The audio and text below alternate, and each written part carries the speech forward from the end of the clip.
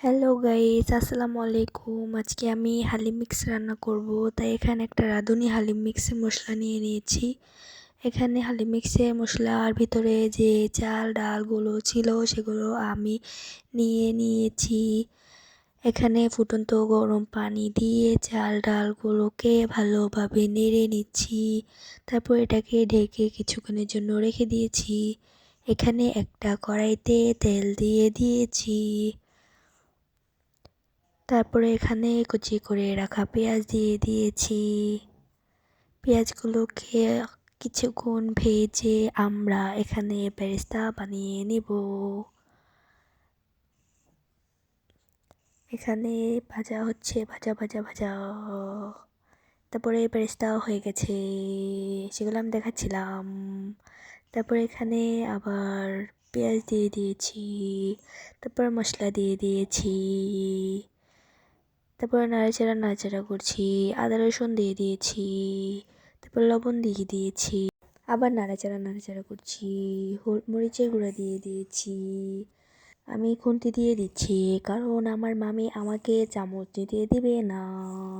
তারপর এখানে আবার নাড়াচাড়া নাড়াচাড়া করে দিচ্ছি, এখানে পানি দিয়ে দিয়েছি মশলাটা ভালোভাবে কষানোর জন্য। জানি না কেন মশলাটা এত লাল দেখা যাচ্ছে, কিন্তু হালিমটা একটু ঝাল হয়নি।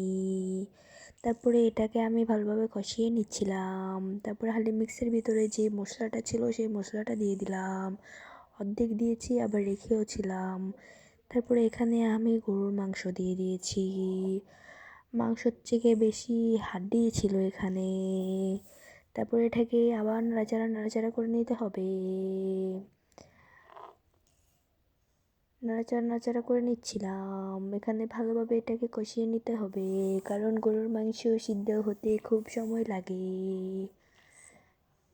আর এখানে ধোয়ার জন্য আমি ভিডিও করতে পারছিলাম না, কেন যে এত ধোয়া উঠছিল আমি নিজেও জানি না। তারপর এখানে চাল ডালগুলো দিয়ে দেব, যেগুলো আমি ভিজিয়ে রেখেছিলাম। তারপর এটাকে আরও ভালোভাবে কষিয়ে নিতে হবে,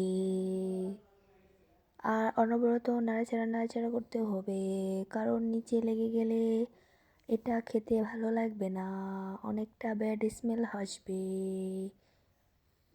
এখানে বলকানো হচ্ছে, কিন্তু এটা সিদ্ধ হয়নি। আসলে হালিম রান্না করতে অনেক সময় লাগে, তাই আমি হালিম রান্না খুবই কম করি। এখানে আমি যে মশলাটা রেখেছিলাম ওটা দিয়ে দিয়েছিলাম, কারণ আমার হালিম রান্না শেষ হয়ে গিয়েছিল। আর এখানে আমি কিছু বেরেস্তা দিয়ে দেবো। আমি আগে দিয়েছিলাম, ক্লিপটা নেওয়া হয়নি, তাই আমি আবার দিচ্ছিলাম। তাই এখানে অল্প একটু দেখানো হয়েছে আর কি। দেন আমার হালিম হয়ে গেছে।